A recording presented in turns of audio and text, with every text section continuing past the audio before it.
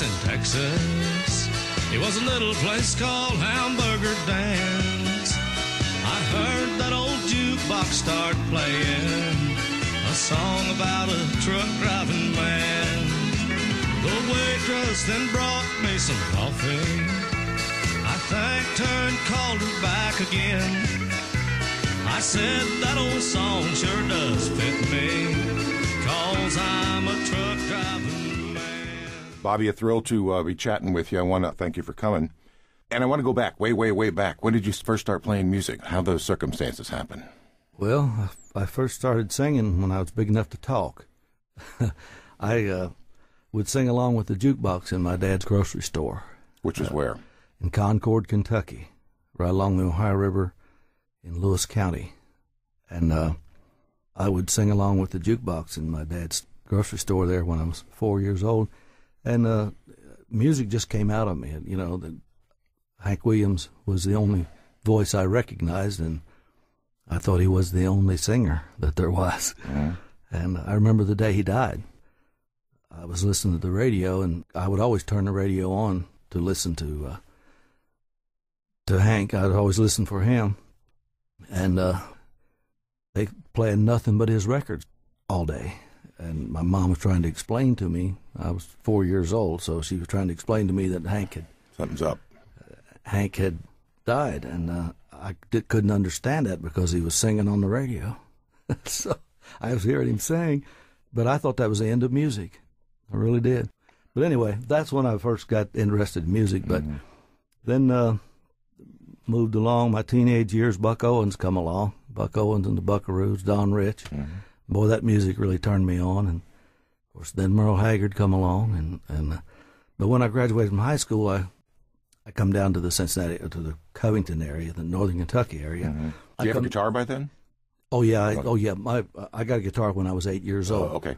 My oldest brother got me a guitar for Christmas, and I still have it. A little Roy Rogers guitar. Oh yeah. And it's almost looks like new, but I learned to play it. I've got the fretboard all wore down where you can play. So somebody could learn to play guitar from where my fingers were. I wonder how many of those dandy little guitars were sold, because it seems everyone had one.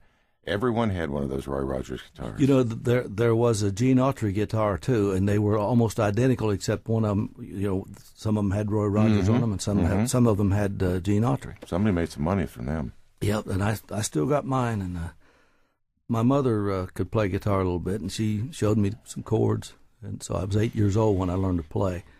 So anyway, I come down to the northern Kentucky area after I graduated from high school. And I went to work on the railroad. I was a road brakeman. And back then, jam sessions were real popular. Every Sunday, there would be jam sessions at some of the clubs. And I used to go around to the clubs and sing at these jam sessions. And then a band that needed a singer was asking around looking for a singer, and somebody that had heard me at one of the jam sessions told him about me, so they got a hold of me. And about the same time, I got laid off on the railroad. So I got with this band. It was Red Jenkins. So I got with them and played at a place called the Apple out in Woodlawn. And was there a couple of years and went over to the Boulevard in Springdale for 4.5 years. And then went over to a place called Julie's in Sharonville for 1.5 years. Making the northern burbs rounds there. Yeah, and then ended up in the nightclub in Wilder, Kentucky. Opened that club in September the 8th, 1978. So what was that prior to? Had it been a nightclub that you? It was an old gambling casino, the Latin Quarter. That's what. Oh, the Latin Quarter. Yeah, it was the Hard Rock Cafe for a couple of years, but it had been closed. So we got it opened and been there 34.5 years now. It's it's unbelievable the way things keep working, and playing my style of traditional country music is different than anywhere else. Mm-hmm. Nobody else does it. When was that, 1978? 1978. Along the way, over these decades, were there any real tough times when you thought about maybe you'd have to close? No, not really. After opening in 78, and things started picking up, and then in 79, I heard about a mechanical bull out at Mickey Gillies out in Pasadena, outside of Houston. And R.J. Seaford and I went out to check this bull out at Gillies and bought one that night. So that mechanical bull arrived in Wilder, Kentucky in October of '79. It's been there that long. But when we were at Gillies checking the bull out to buy it, when we were there, they were filming the last scenes in the parking lot. You know, the fight that went on in the parking lot with Deborah Winger and the guy there. There was a big disturb. They had robbed the place and all that, but they were finishing up the filming. And in fact, after they stopped the filming that night, Deborah Winger came in and rode the bull at Gillies there after the filming had stopped. The Urban Cowboy. The Urban Cowboy movie. So the bull came into Wilder in October of '79. The movie didn't come out till June of '80. So it had already gotten established at the club. It was already established and everybody was loving it. But as soon as the movie come out, people had heard we had one. When they saw it on the big screen, they'd come from there, and there's a line up the street to get in. Now, did you have to have a special rider on an insurance policy or anything? Well, no, not really. If you don't mind taking the risk, which I never did. But insurance companies wouldn't insure them. They refused them. But it went gangbusters, and, of course, we wore out about 4 or 5 different bulls by now, though. Of course, the old original Gillies bull, to change the speed on it, the operator had to change it. There was a gear on the back of the bull. It wasn't remote.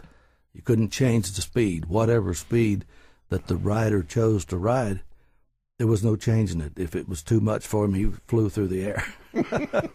Have you seen waves of popularity with bulls and riders, or has it been fairly consistent through the years? Well, it's been very consistent. There, during the urban cowboy craze through the early '80s, we had a line outside. So then I would be out somewhere and run into somebody, and they would say, well, I'd come over and see you, but I ain't going to stand in line. Well, there wasn't any lines anymore. So everybody thought there was a line, and everybody didn't want to come because they thought they had to stand in line. So about the mid-'80s, it slowed down. Of course, we rode the storm, and then a country craze started again. You know, during the early '80s, the Alabama and these groups were outside of the traditional country kind of music. crossover. Yeah. So then Randy Travis came along, singing the traditional country, 1982, and On the Other Hand, and that started turning people on to country music again. Of course, then the Garth Brooks and Alan Jackson and all that came along, and that helped.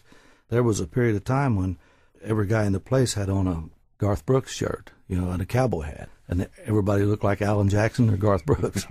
So that took us on to another era. Then this ghost thing got started, and I tried every way in the world to keep that from getting out because I didn't want anybody to know about that.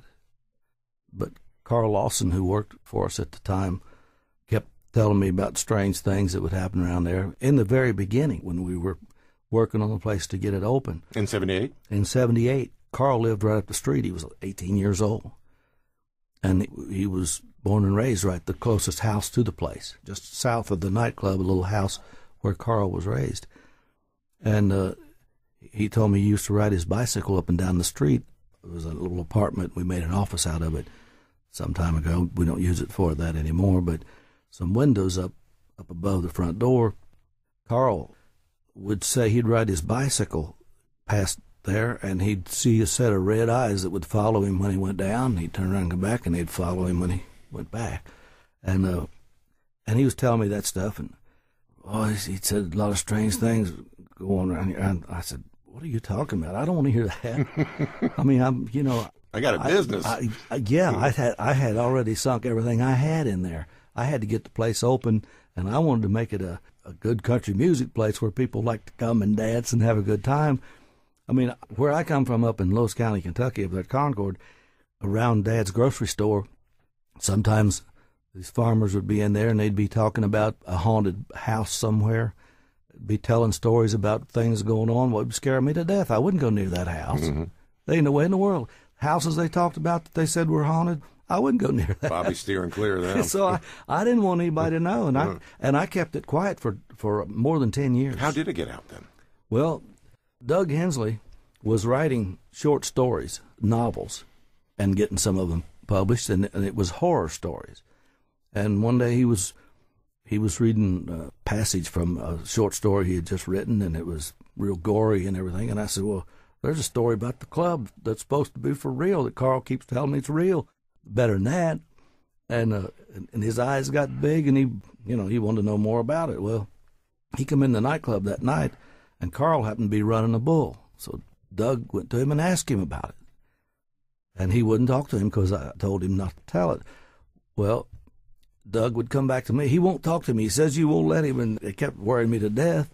And I really didn't think that it would go through with anyway. It was just in passing. I never gave it a thought in the long run. And to get him off my back, I said, "Well, Carl, go ahead and tell him your story if you want to. I just don't bother me no more tonight. I have to sing. Don't bother me." So Doug wrote the book based on Carl's stories, and once Doug got the door open to it, and Carl had told him things, other people that worked for us started opening up and telling their stories. And Hell's Gate is the name of the book that Doug wrote. And so other people besides Carl had stories? Yeah. And they hadn't said anything about it either until Doug started investigating. And then there are, I think, 9 sworn affidavits that are in the book that different people that worked for me and people that just came in, customers. And they gave Doug their stories and signed an affidavit that what they had to say was true. We're visiting with Bobby Mackey, who owns Bobby Mackey's, where some kind of out-of-the-ordinary things happen from time to time. And Bobby's got an appearance coming up this Saturday afternoon at the Maine Public Library downtown on Vine Street. We'll tell you more about that, but let's continue on here. What about you personally? Have you experienced some of these? No. I don't believe in it. I don't dwell on it. I don't connect with it. And I'm not interested in it. It's just one of those things that, it's about the music for me. When the band and I are on stage Friday and Saturday night with a full house and they're having a good time and they're not worried about no ghosts, and I'm not either.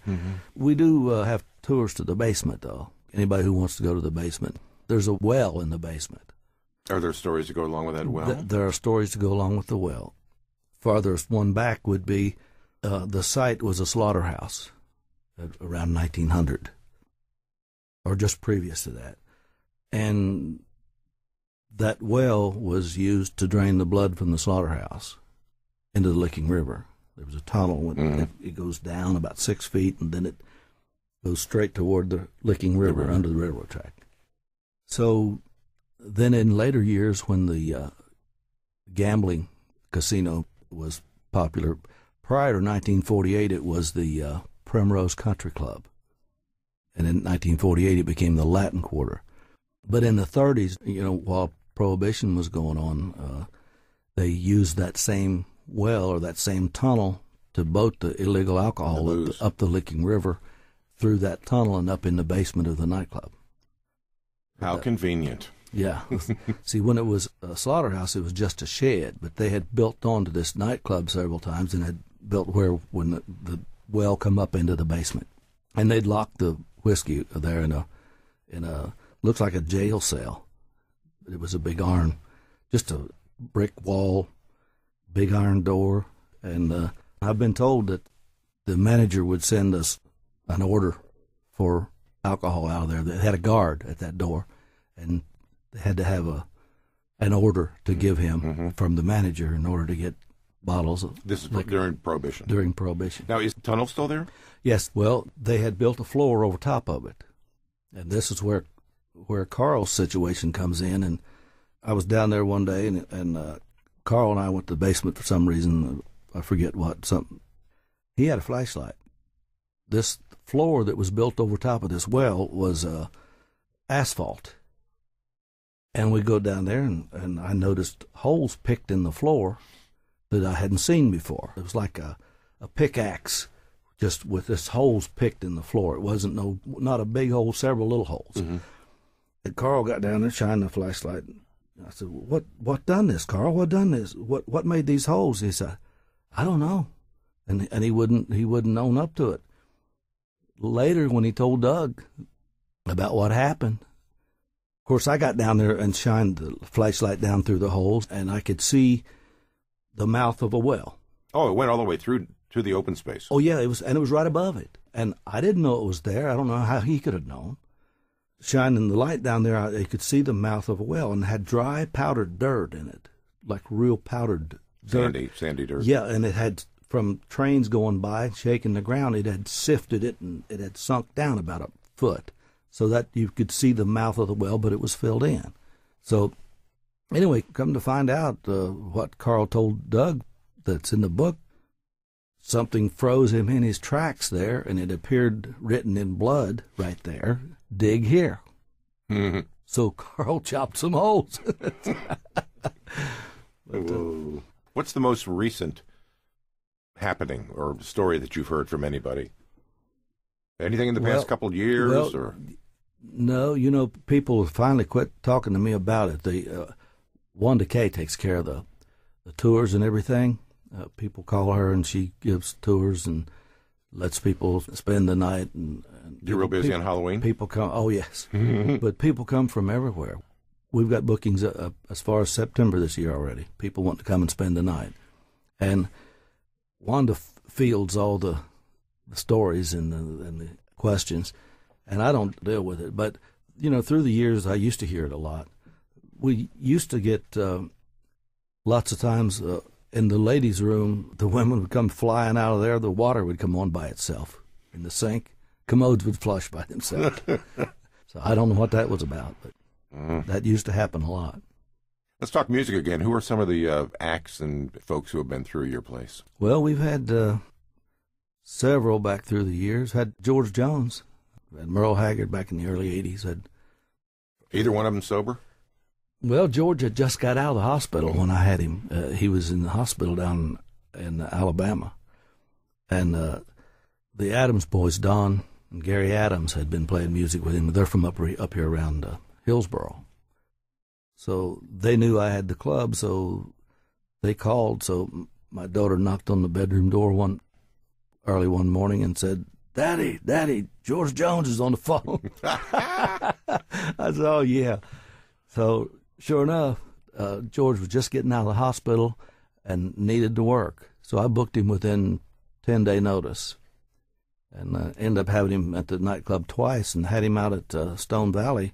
Used to have a Western barbecue every summer.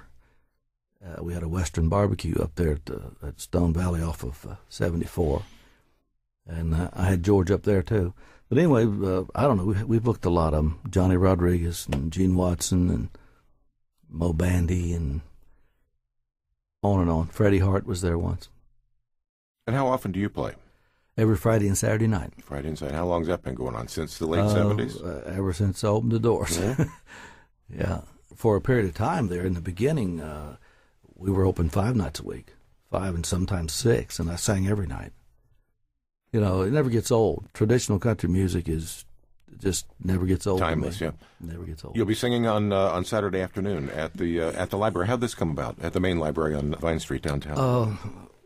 Well, they wanted us to come over there. I'm going to be doing a solo with my flat top. I'm going to sing some with my flat top. I'll be doing some songs I wrote and some songs that's going to be on my new CD I'm working on. But they wanted us to come over and talk a little bit about the Ghosts and about songwriting and play a few songs. It's been a pleasure.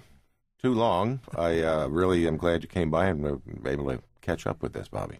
Great to be here. Thanks really for having me. Bobby Mackey, catch him at the Maine Public Library this Saturday at 1 o'clock for songs and storytelling. Should be fun. Bobby, always a pleasure. Thanks so much. Thank you. For Around Cincinnati, I'm Brian O'Donnell. The waitress then brought me some coffee. I thanked her and called her back again. I said that old song sure does fit me, 'cause I'm a truck driving man. So pour me another cup of coffee, for it is the best in the land. jukebox, and I'll play that truck driving man.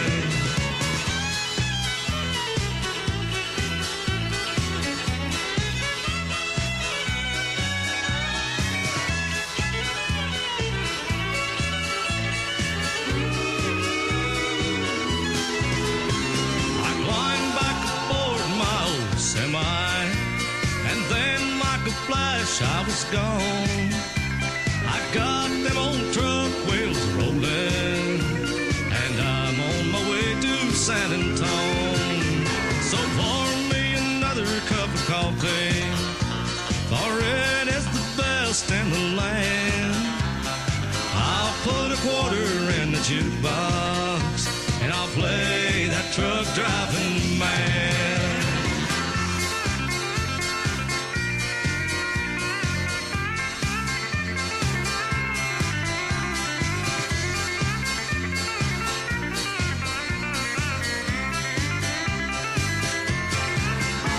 So pour me another cup of coffee, for it is the best in the